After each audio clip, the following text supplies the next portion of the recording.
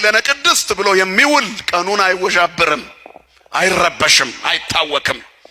ማታ ወደ መኝታው ሲገባ አምላኬ ሆይ ብሎ ተማጽኖ ሚተኛ በሰላም ያድራል። ዘያድር በረድኤተ ልዑል ወይነብር ውስተ ጽላሎቱ ለአምላከ ሰማይ።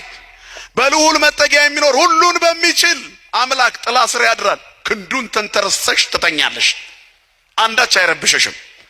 ችግሮች ቢመጡ እንኳን አማትበሽ ተመለሰሽ ትተኛለሽ።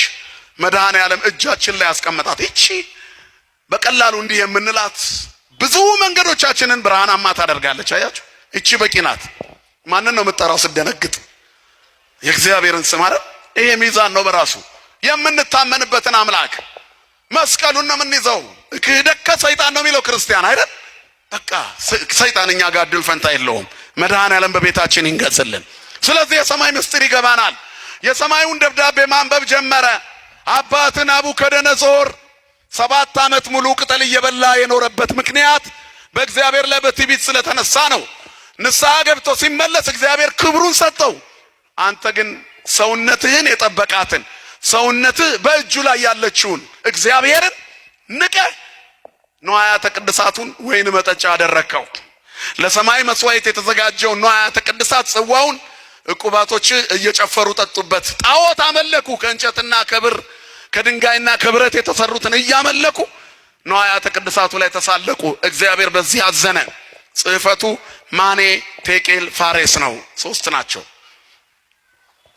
ማኔ ማለት እግዚአብሔር መንግስትህን ነጠቀ፣ ሳትሾም ተሻርክ፣ ሳትቀመጥ ተነሳህ፣ ሳትቆም ወደቅክ ማለት ነው። መንግስት ተለወጠ።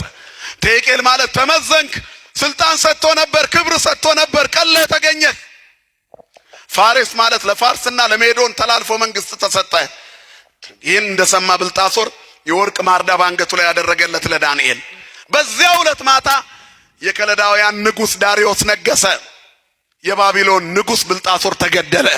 እግዚአብሔር ላይ የተሳለቀ ጥቅም የለው። ምን ቢያምርበት አያስቀናም። ኢትቅና ላይ ለኩያን ወይ ኢትቅና ላይ ለገበርታ አመጻ፣ በክፎች ላይ አትቅና፣ አመጻን በሚያደርጉ ላይ አትቅና ይላል መጽሐፍ።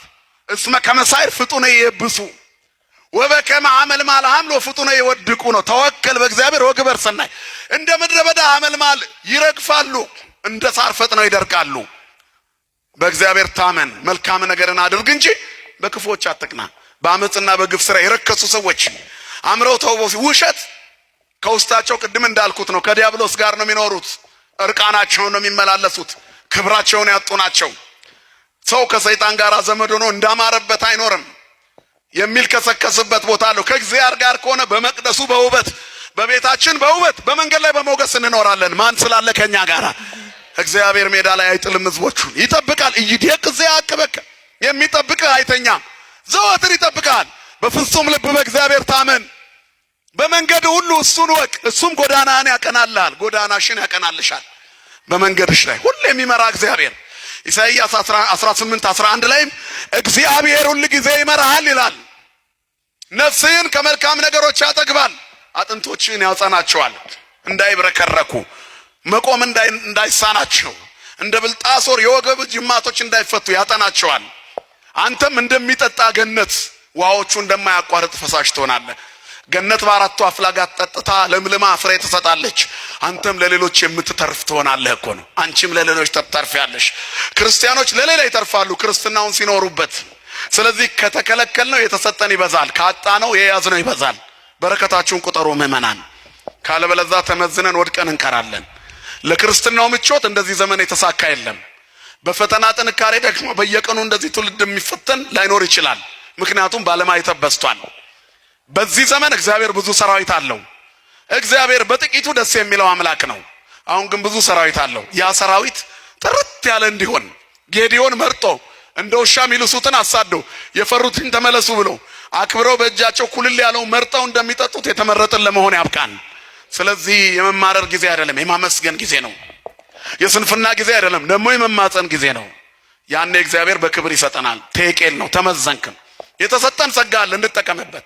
ሳምንቱ የመልክሊት ሳምንት የአገልጋይነት ሳምንት ነው። የተሰጣችሁን ጸጋ አገልግሉበት። ምንድነው የሚጠበቀው? አሁን ቅዱስ ጊዮርጊስ መተናል። ታቦቱ ከኛ ምን ይፈልጋል? መቅደሱ ይታደሳል። ከዚህ ከተቀደሰው ወደ 100 ዓመት ገደማ ከኖረበት መቅደስ ወጥቷል። ለምን እኛ እንድናድሰው የተባረኩ እጆች ይሄን መቅደስ ትላንት ሰርተውታል አይደል? ዛሬ ደግሞ አንቺ እንድታድሽ ይፈቀደልሽ። ምን ኖሮኝ አትበይ። እንደመበለቷ ሁለቱም ፍራንክ ስጪ። እነሱ ጥግ ላይ ይቆሙና በወርቅ ቀለም ያጽፉልሻል። እግዚአብሔር የተመሰገነ ይሁን። የልባችንን ጥራት የሚፈልግ አምላክ እንድንሰራ ፈልጓል። የታቦት ስራ አለብን። የምን ስራ አለብን? ያመናችሁ ነገሩ የምን ስራ አለብን? በቃ መቅደሱን እያደሱ ነው የቤተ መቅደሱ ሰዎች። ስለዚህ የሚታደሰው መቅደስ እኛ ነን። መቅደስ ማለት ሰው ነው። ይሄን ስንሰራ እኛ እንሰራለን። እግዚአብሔር እሱን ስንሰራ እሱ የኛን ምን አደርጋል? ይሰራልናል። ታማኝ አባት ነው እግዚአብሔር። ወዳጅ ነው፣ ታማኝ ወዳጅ። እግዚአብሔር ታማኝ ነው።